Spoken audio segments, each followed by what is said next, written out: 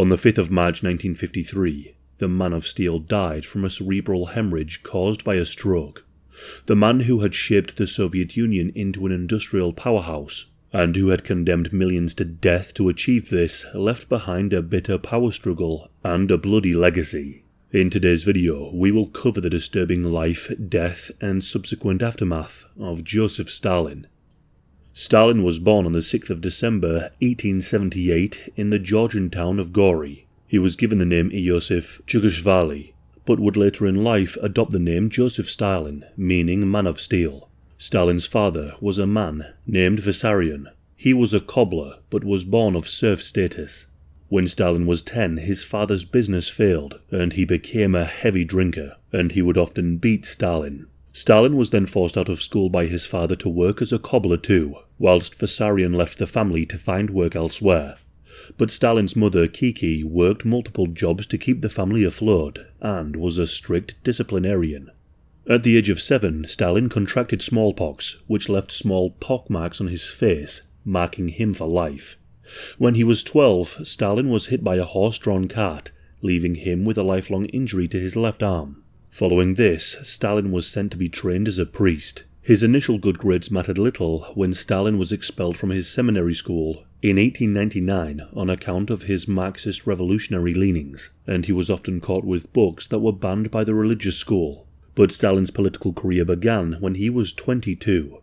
He joined the Russian Social Democratic Labour Party and was elected as a member of the Revolutionary Committee. It's here where he organised several strikes and protests, but his activities attracted the attention of the Tsarist Russian secret police, the Okhrana. Whilst many of his comrades were arrested, Stalin always seemed to evade capture. That was until 1902, when he was arrested following a massive protest against a massacre carried out by the Cossack troops. Stalin was sentenced to 3 years of exile in Siberia. But rather than spend time with other exiled leftist revolutionaries and intellectuals, Stalin spent much of his time in exile with exiled petty criminals. And whilst he was in exile, the Russian Social Democratic Labour Party split between two groups, the Mensheviks and the Bolsheviks. The Bolsheviks were led by Vladimir Lenin. Stalin opted to back the Bolshevists, refusing to have anything to do with the Mensheviks, who were predominantly Georgian. In 1905, the massacre known as Bloody Sunday triggered a revolution and spates of ethnic violence. During this time, Stalin carried out violent raids against military forces and police, stealing weapons and supplies. He built a criminal gang that raised funds for the Bolsheviks through illicit means, from extortion, burglary, and bank robberies, and from this Stalin earned a grim reputation as an enforcer. His actions and his Bolshevik agitation led him to being arrested and exiled, his last stint being from 1913. Whilst in exile, the 35-year-old Stalin began a relationship with a 13-year-old girl named Lydia Peryepnrikna. Whilst exiled to a small village in the Arctic Circle, Stalin reportedly seduced the young girl, who soon fell pregnant twice, with one of the infants dying and the other surviving. Despite promising marriage, Stalin abandoned them in 1916, never returning or caring for his illegitimate child. Stalin, along with other political exiles, were drafted into the Russian army, which was failing in the First World War. But with his disabled left arm, he was deemed unfit for military service, and so he remained in exile. But the events of the February Revolution in 1917 saw the collapse of the Tsarist regime and the rise of a socialist and liberal governance. The provisional government failed, and in October of 1917, Lenin's Bolsheviks launched a second revolution, and they seized power. Stalin was appointed to a leading position within the new government to bring into the Bolshevik fold the millions of non-Russians who lived in the former Russian Empire. Stalin developed his close relationship with Vladimir Lenin, having ready access to the new leader. Stalin was one of the founding members of the Politburo, the leading body in the Bolshevik government. Stalin supported the formation of Cheka, the Bolshevik secret police force. He also pushed for purges of the military and engaged in extreme violence to procure food for the Red Army during the Russian Civil War. His role during the Russian Civil War was again as an enforcer, putting down rebellious soldiers and deserters with public executions. Whilst Leon Trotsky, who was seen as Lenin's successor, led the Red Army to victory, Stalin busied himself with forming alliances within the Communist Party, whilst weakening Trotsky's support. The leader of the Bolsheviks, Lenin, suffered a series of strokes in 1922, and he was effectively incapacitated and unable to govern. And with this, the struggle for power within the Bolshevik ranks intensified. However, Stalin used his position as the General Secretary to control appointments within the party, and by filling key positions with people loyal to him, Stalin gradually gained a solid base of supporters in the party's apparatus, which he could rely on to solidify his influence. However, Lenin's relationship with Stalin began to sour in the final years of his life. Over time, Stalin was less and less favoured by Lenin, and eventually Lenin wrote a letter which was to be read on his death, and this letter denounced Stalin. In what became known as Lenin's Testament, he criticized Stalin's rude and unprincipled behavior, and even recommended that Stalin be removed from his position as General Secretary of the Communist Party. Lenin's health continued to decline, and in 1924 he passed away, leaving the Communist Party without a clear successor. Although Trotsky had been Lenin's right-hand man, Stalin would ensure that only he would come out on top. Despite Lenin's disapproval, Stalin quickly used his position and his many allies to consolidate power. One of Stalin's most important political strategies was his alliance with other prominent party members, notably Grigory Zinoviev and Lev Kamenev. The three of them neutralized Trotsky and any other rivals. By the late 1920s, Stalin had become the de facto leader of the Soviet Union. His opponents were exiled or expelled from the party. This included Trotsky and his former allies who helped bring him into power, Zinoviev and Kamenev. Once in power, Stalin set about transforming the Soviet Union into an industrial powerhouse. Peasants moved from the countryside to the cities to work in the many new factories. These 5-year plans were designed to make the Soviet Union self-sufficient and to compete with capitalist countries. In addition, individual farming practices were to be ended, and food production was collectivized. Land was seized from peasants, who were then drafted as laborers, and state farms were set up.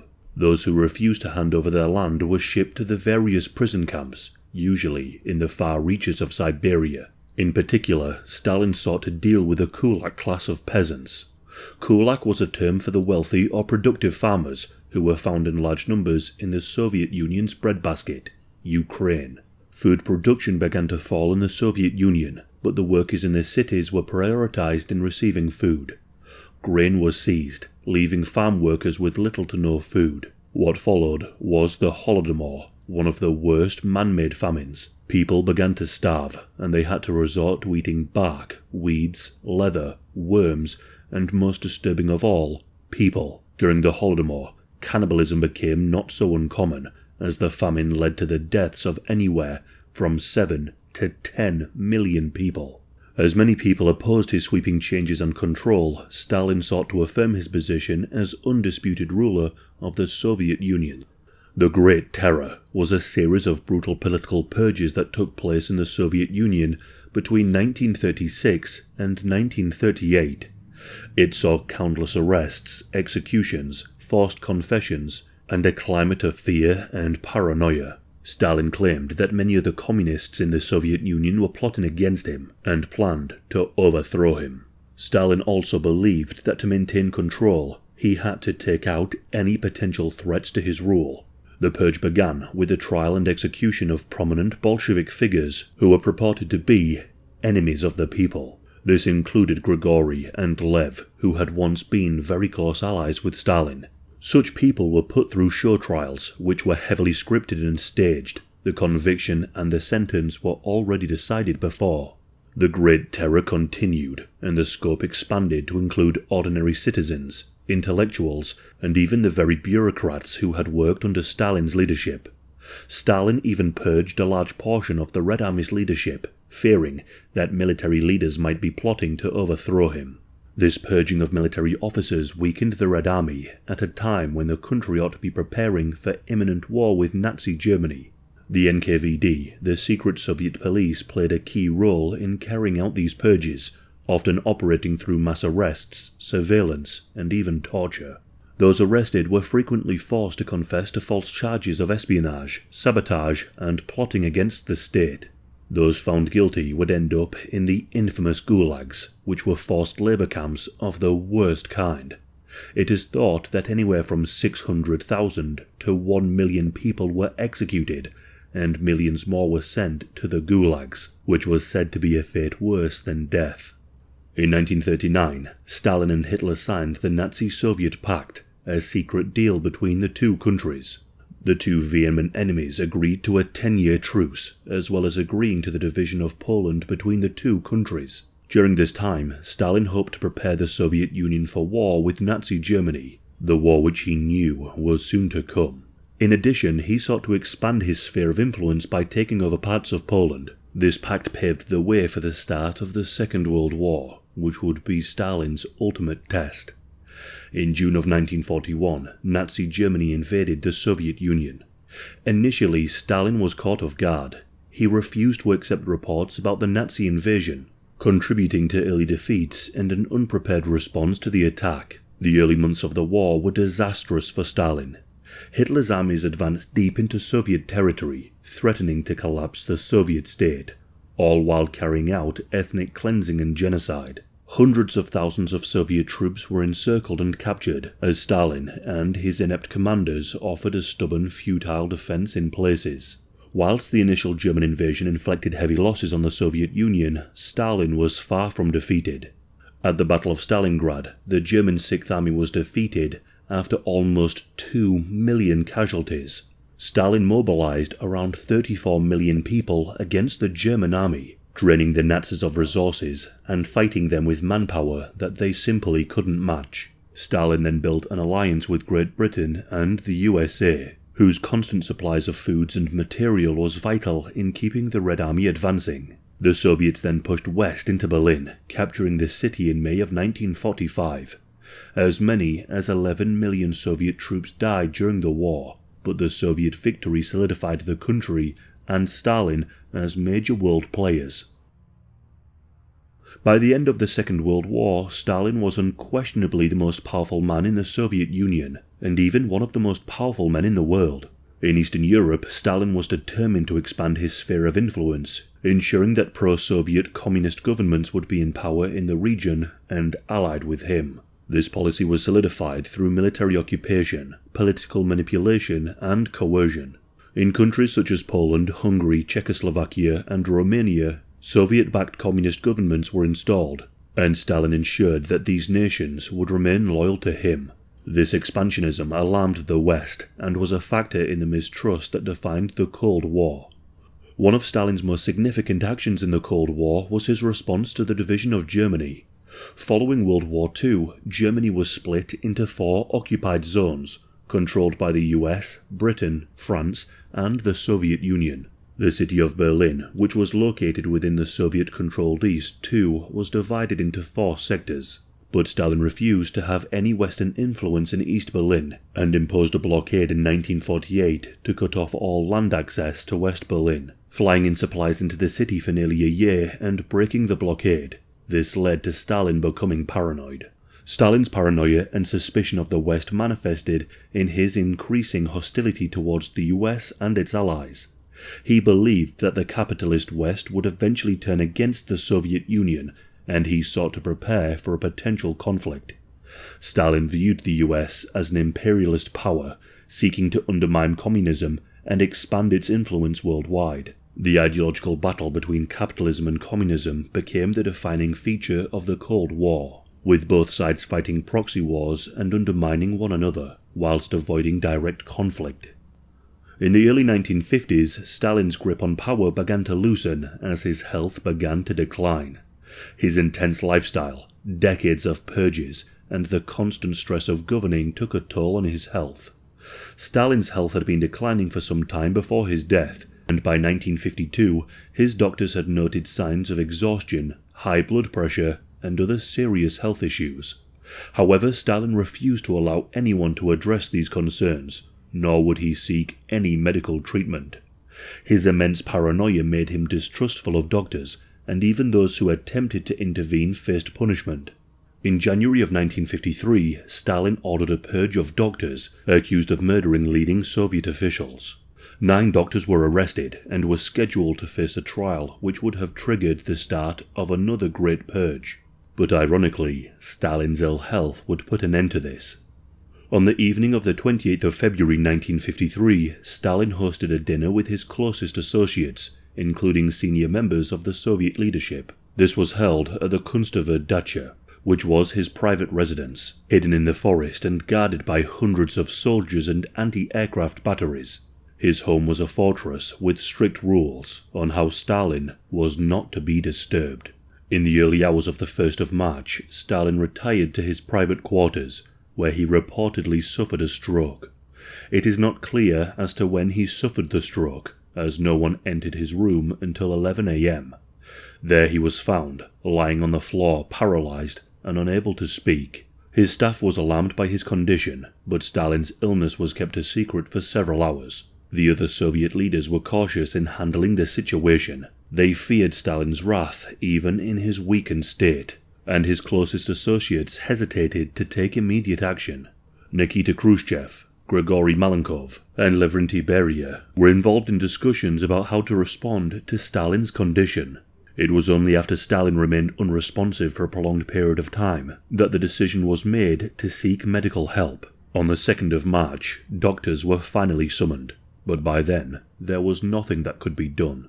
Stalin's death was not immediately made public. His death created a power vacuum within the Soviet leadership.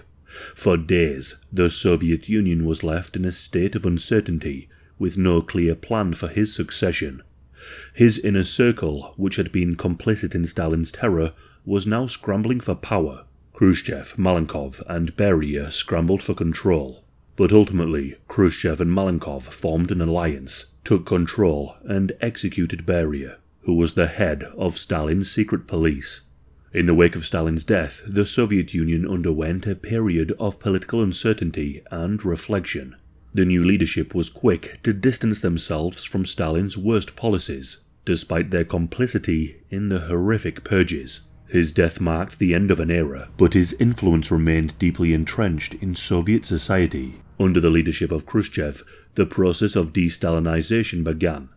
In 1956, Khrushchev gave a speech denouncing Stalin's cult of personality, his purges, and the mass repression that occurred under his rule.